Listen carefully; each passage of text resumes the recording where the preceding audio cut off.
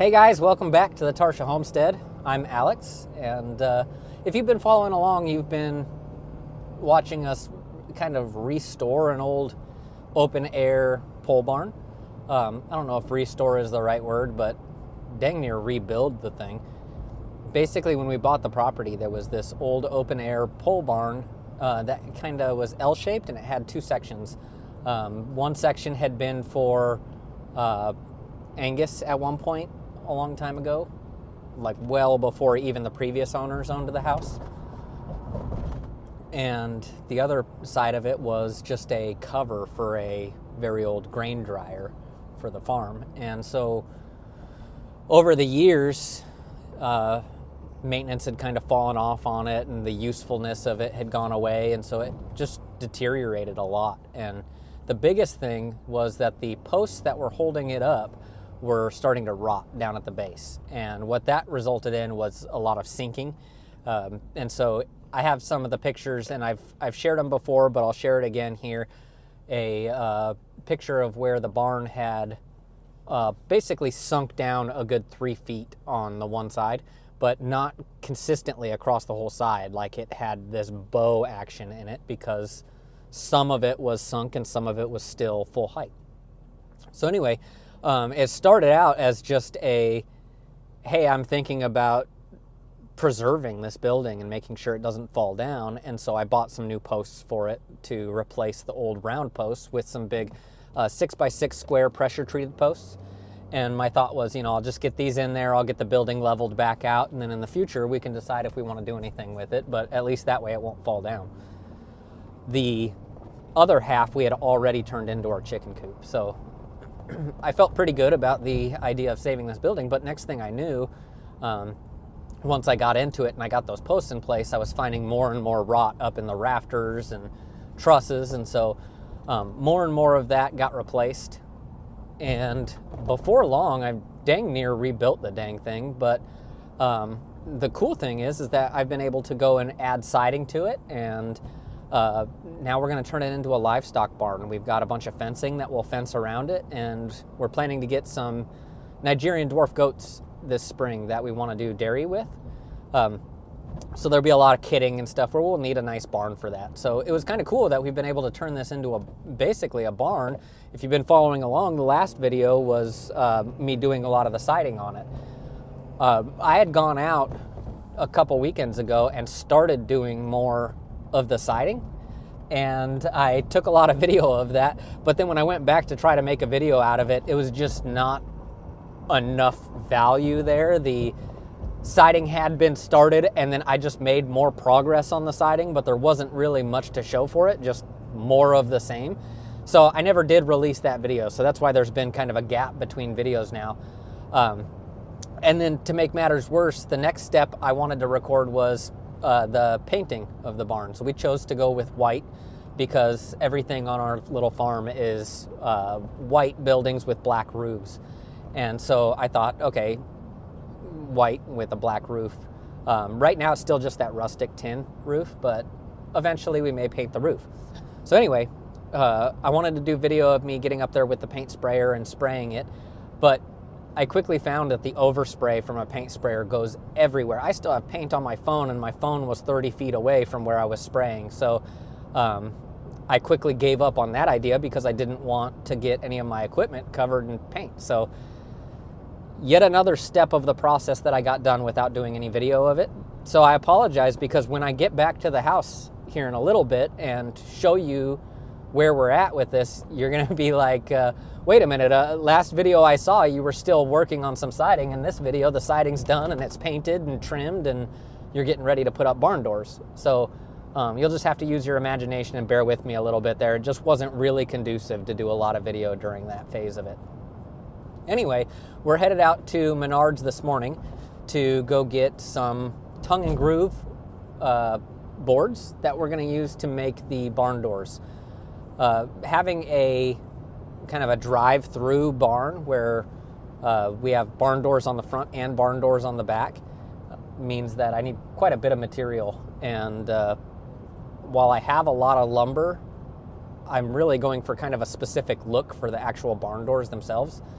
So I'm gonna go get some of this tongue and groove stuff. I think it's called car siding. I've never used it before, but it's run-of-the-mill tongue and groove with a chamfer on the edges. And so I'm gonna go and pick that stuff up and then come home and try to put together a couple of barn doors, and we'll bring you along for the journey as we build out these barn doors. All of our materials for the hardware for mounting the sliding doors we've already got, so I'm excited to get this thing built, get it stained, get it a coat of spar urethane to protect it from the weather on them, and then get them hung. And so that's our goal for this weekend, is really just doing the barn doors, and if time allows, the hayloft doors too. So we may be completely closed in at the end of this. So yeah, follow along, and thanks for being here. I screwed up with my new mic and forgot to plug it in properly to my iPhone as I was recording this, so this clip has no audio, but what you can see here is me cutting what's called a rabbet into the edge of this piece of wood. Now this is something I did on every single piece that made up the frame of the barn door, and that thing is cut to the depth of the width of the tongue and groove. And this is going to allow me to take all this tongue and groove that I'm cutting in this video and put it recessed into the frame of the barn door. All right, we're just going to do a quick dry fit. This one's wonky, and so it might throw things off a little bit, but before I start doing any glue, I want to be a little bit more certain of everything, so we do a dry fit.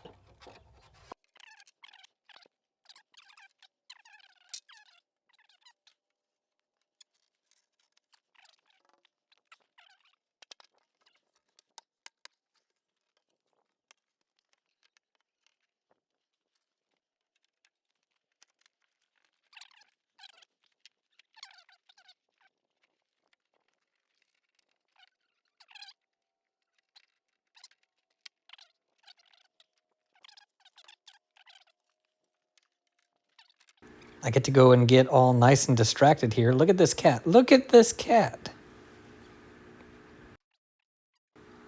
All right, she's gone. She's all the way up in the loft. Forget it. She can be up there. I got stuff to do.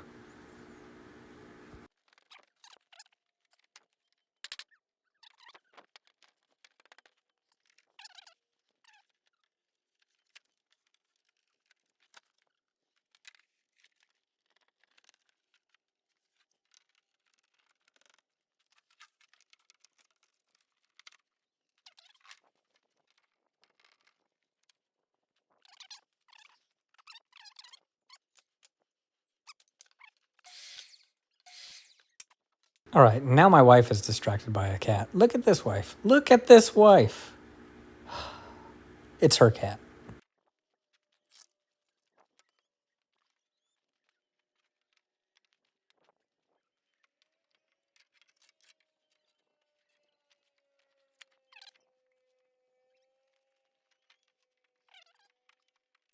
And now you can see about the mocked up product of what we're going to put together.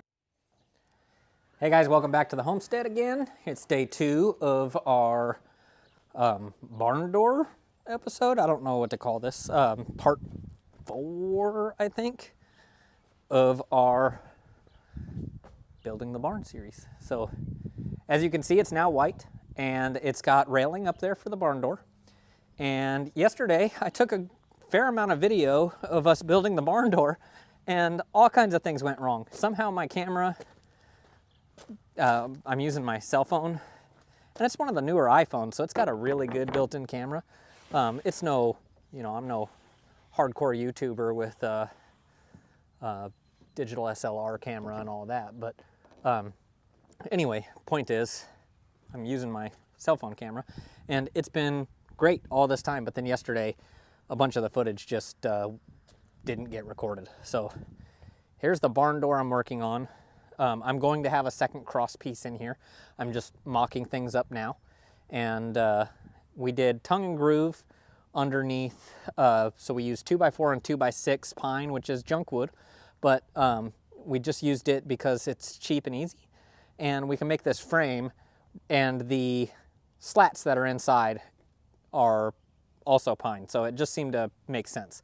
I cut half laps in these so that they're glued together, overlapping, and there's some screws in the back just to help with that. Usually glue is all you need, but I wanted a little bit extra there. Of course, there's not a whole lot of racking stability on this, meaning like the door can twist a little bit, but it's going to be hung from the rail, so that's not going to matter, and it's going to have little wheels at the bottom to help support it, so it's not going to matter at all. Anyway, so today what I'm trying to do is I'm trying to get these crosses cut and put in place and screwed down. I'll do that from the back side so there's no exposed fasteners. And then Emily will come out here and work on doing the stain on them. And we've got some spar urethane to put on them as well. What else? Let's see. So put the X on there, get it stained, get the urethane on there. Yeah, and then get it hung. I'm going to start on the second barn door here as soon as I cut the last piece of this X. And then, yeah, follow along. Watch us build some barn doors and get them hung.